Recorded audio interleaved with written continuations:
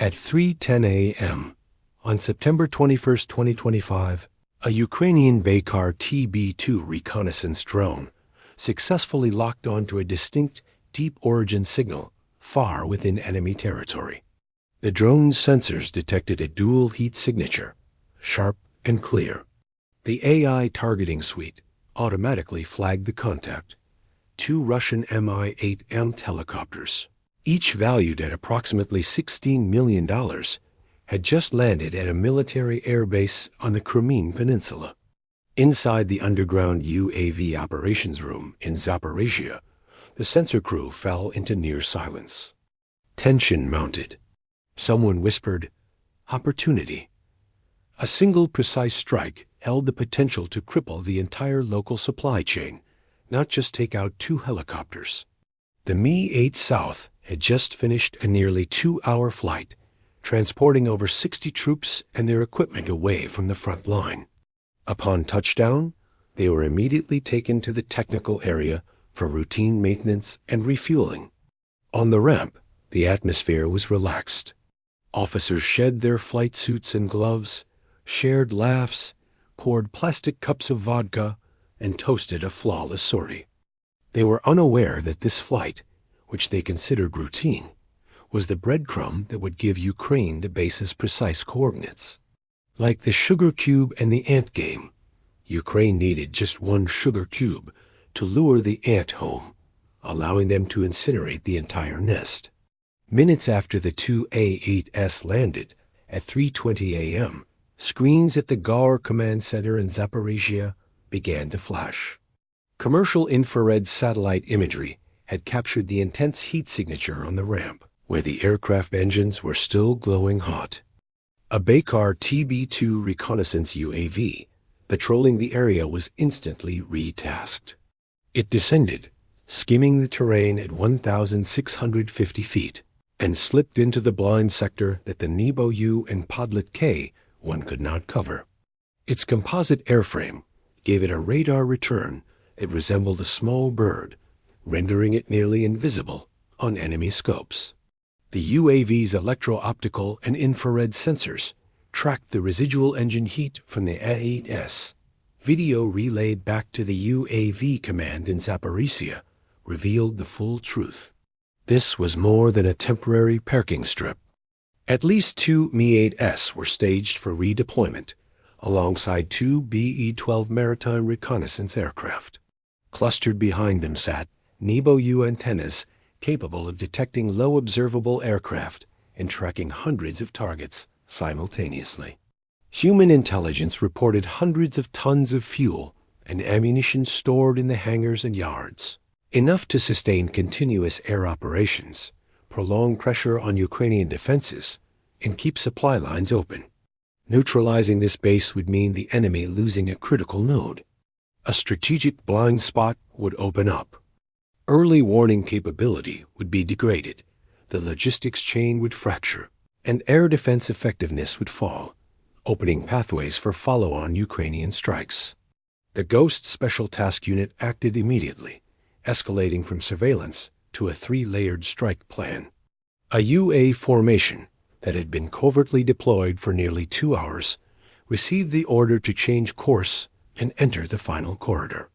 At 3:25 a.m., the formation was now less than 25 miles from the target.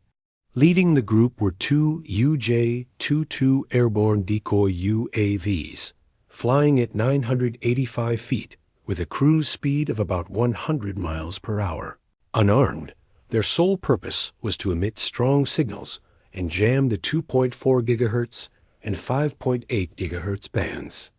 With carbon fiber skins and larger-than-normal airframes, they were not trying to hide. They were built to be the first targets. Exactly 656 feet behind them, 3 Liu-10, 196 attack UAVs followed as the main strike force. They flew lower at approximately 490 feet, maintaining cruise speeds of 112 to 124 miles per hour. Each carried a 165 pounds shaped charge warhead. The formation, flying in an arrow configuration, emitted no signals. All guidance was run on an internal navigation suite, fully GPS independent. The target was the military airbase in Crimea.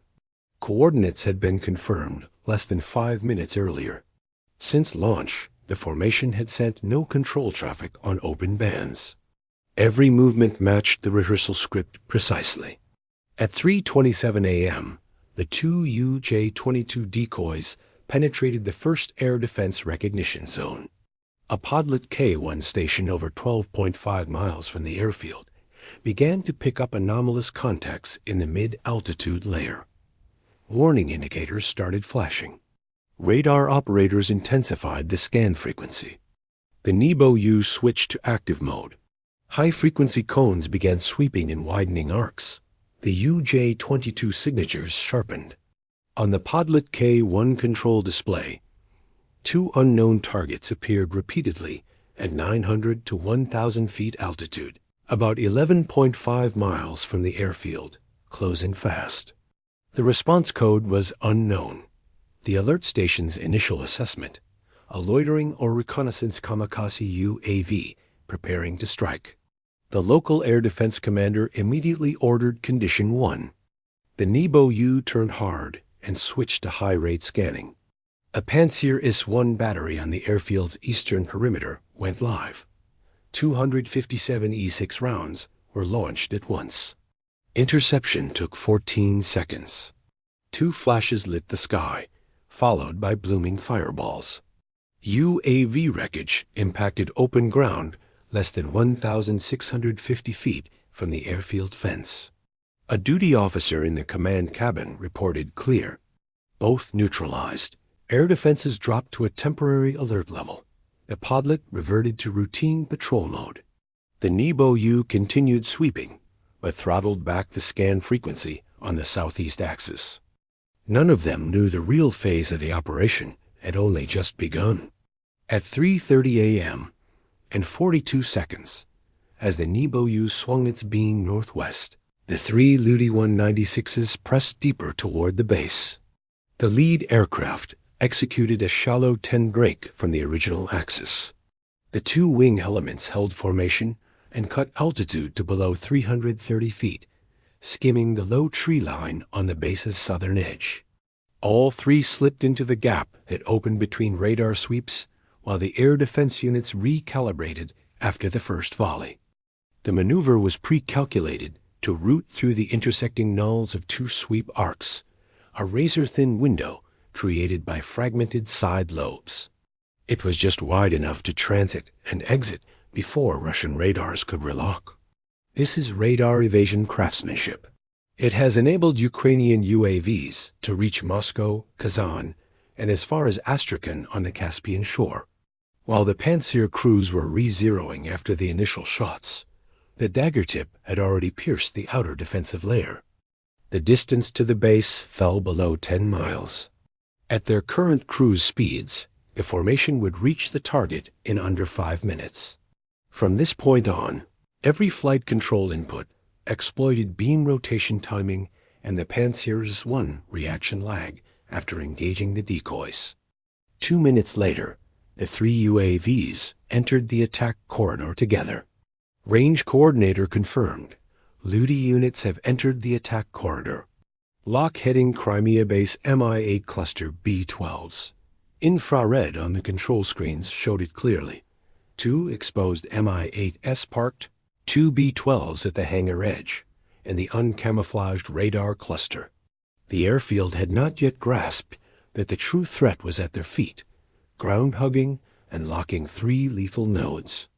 At 3:33 a.m. and 45 seconds, the Nebo-U finally registered a faint return at ultra-low altitude. A dim heat band appeared on the screen edge. The sector coordinator warned, low-level contact accelerating. Alert level 2 triggered too late. Inside the control center, Ukrainian engineers armed the final dive mode. Automatic terminal dives locked to the pre-designated aim points. All 3 Ludi accelerated into their terminal run.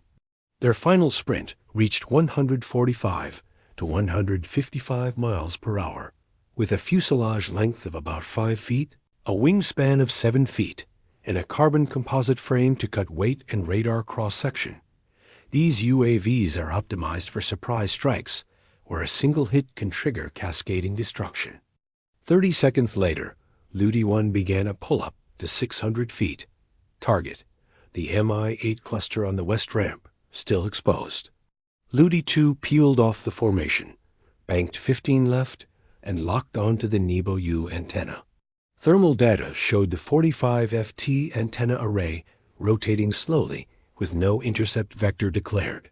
Ludi-3 held course and locked onto the two B-12s parked side by side near maintenance and refueling trucks on the east ramp. Behind those objective nodes lay an expeditionary fuel dump with over 1,100,000 pounds of aviation fuel and distributed ammunition caches for dispersed operations.